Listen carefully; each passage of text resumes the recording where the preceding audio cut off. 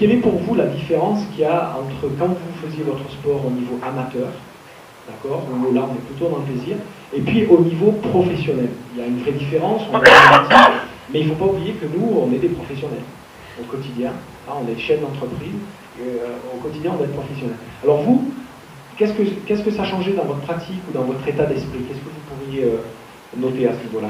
Quand on signe un contrat professionnel, c'est un rêve, enfin pour moi c'était une vocation, c'était un rêve de gamin. Et au niveau de l'état d'esprit, c'est vrai qu'on rentre dans un rêve et la première année on découvre vraiment un nouveau monde. Il y a une vraie différence entre amateur et professionnel, tu passes un cap. Oui, complètement. On se retrouve devant la caméra, on se retrouve avec les champions qu'on voyait derrière l'écran auparavant. Et on rentre un peu dans une autre dimension. Enfin, pour moi, je suis sorti un peu de la réalité. Et c'est des moments magiques que j'ai toujours voulu rêver, de grandes différences. Et ça te sert au quotidien pour t'entraîner, parce que bon, c'est l'entraînement aussi plus exigeant, plus difficile, plus de contraintes aussi. Oui, c'est vrai que ça me motive. Je vois ma progression par rapport au meilleur de mon sport. Donc, ouais, ça me motive. Et puis, c'est un sport quand même qui est médiatique. Donc, faut pas se le cacher. Mais tous les jours, à l'entraînement, c'est vrai que ça me motive. Quand on sait que la course va être télévisée le dimanche, on dit on va essayer de se montrer. Et puis, c'est pour ça qu'hier tu es sorti dans l'avant-dernière bosse pour te montrer, me dire je suis là demain, hein, ne vous inquiétez pas. Pour ceux qui ont regardé la télévision, Paris Tour, donc Rudy nous a fait un petit coucou aux 30 km de l'arrivée. C'est vrai qu'à l'entraînement, des fois on pense que après pendant la course, vraiment on est concentré.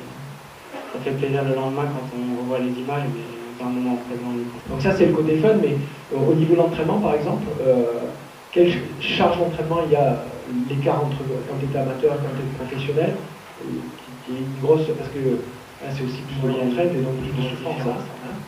Il y a une grosse différence déjà avec le calendrier. La saison est très longue, commence fin janvier pour finir cette période mi-octobre. Ouais. Les stages en hiver sont plus longs et plus difficiles. On enchaîne beaucoup plus de kilomètres. La distance en course également. En amateur, les distances entre 150 et 180 km, voire 190. Alors que chez les professionnels, ça peut aller jusqu'à 250 pour les classiques, pour les courses d'un jour. Donc il faut la tenir cette distance et progressivement on augmente les charges de travail. Oui, je ne sais pas vous, mais moi en voiture, quand je fais des distances, au bout de 200 bornes, il faut que je m'arrête parce que j'ai mal au rein. Et toi c'est en vélo, tu fais 250 bornes en vélo. Et à l'année, juste pour nous donner pareil des chiffres qui nous donnent des repères, quand tu es amateur, tu roules combien de kilomètres par an?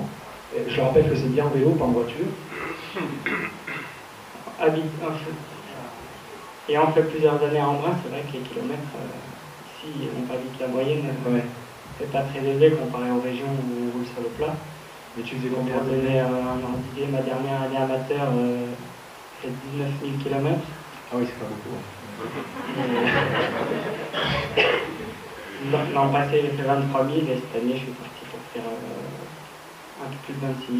26 000 km. Je pense que ça mérite des applaudissements.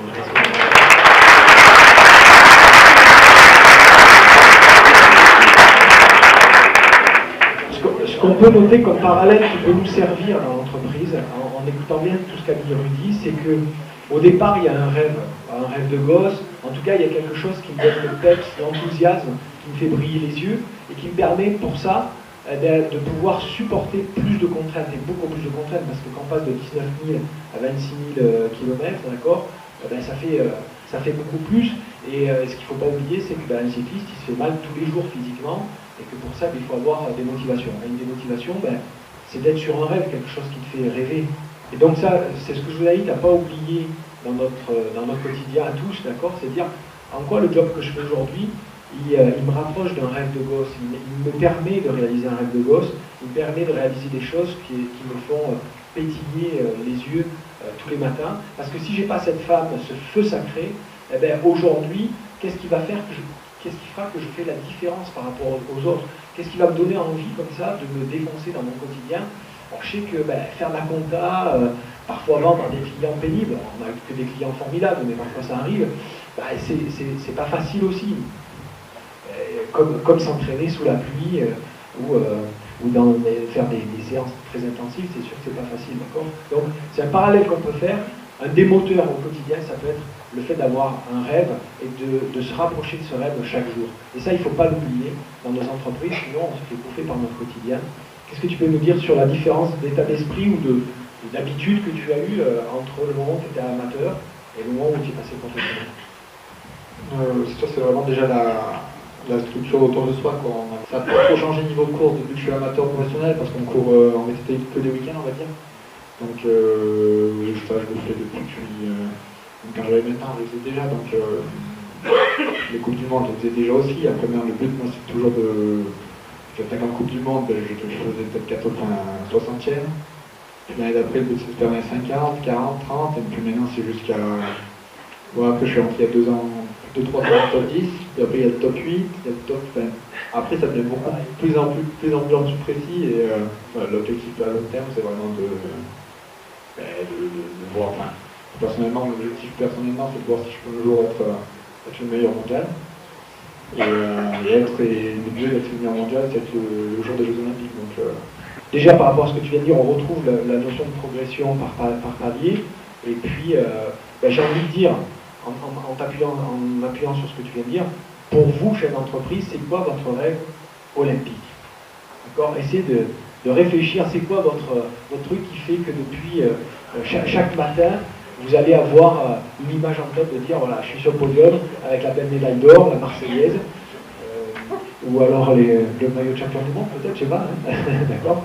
Donc c'est quoi votre rêve olympique qui va vous tirer chaque matin, qui va vous donner envie de vous entraîner?